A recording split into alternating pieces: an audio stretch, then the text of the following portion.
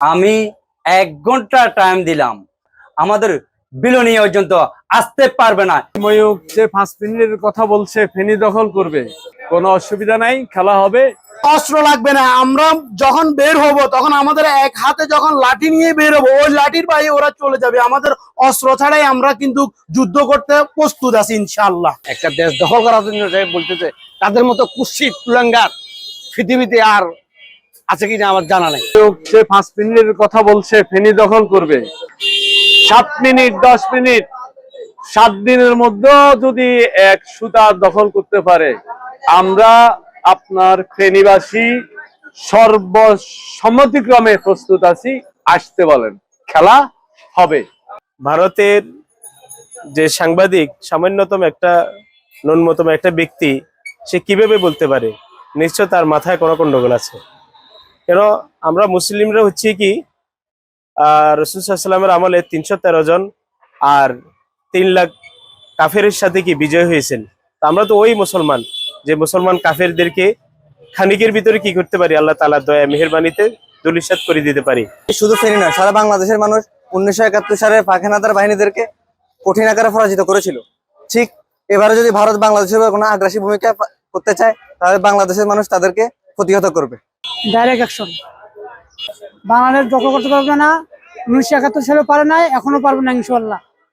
মুসলমান, হিন্দু, বৌদ্ধ, খ্রিস্টান সবাই মিলে একসাথে খুব সুন্দরভাবে বসবাস করি। তো এটা ভারতের ভালো লাগতেছে না। তো ভারত আমাদের উপরে অযথা আগ্রাসন চালাইতেছে।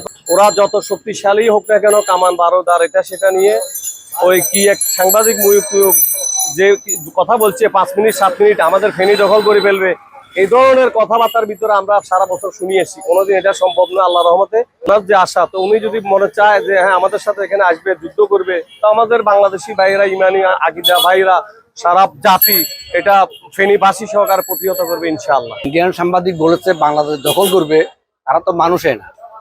একটা দেশ কেন আরেকটা দেশকে দখল করবে, কি স্বার্থ তার?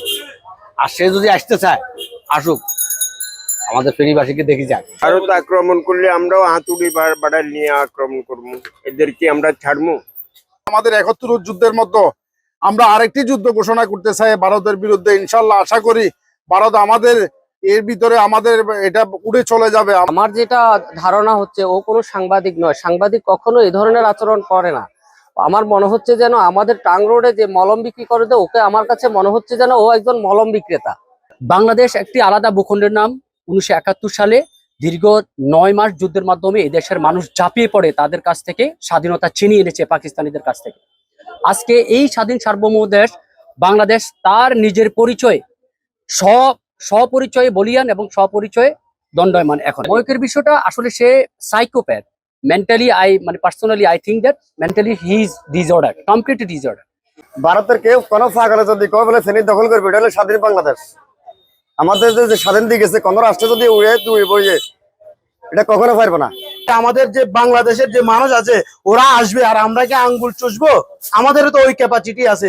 আমাদের কি নাই বাংলাদেশে, এমন কি নাই যে ওরা যে কি মনে করে আমাদেরকে? আমরা কি এইভাবেই বসে থাকবো?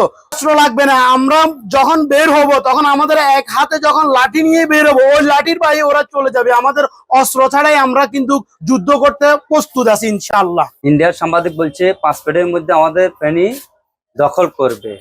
আমি 1 ঘন্টা টাইম দিলাম, যদি আমাদের ফেনী যদি দখল করতে পারে, রক্তের বন্যা বসে যাবে ওই। কিন্তু তারা আমাদের বিলনি পর্যন্ত আসতে পারবে না।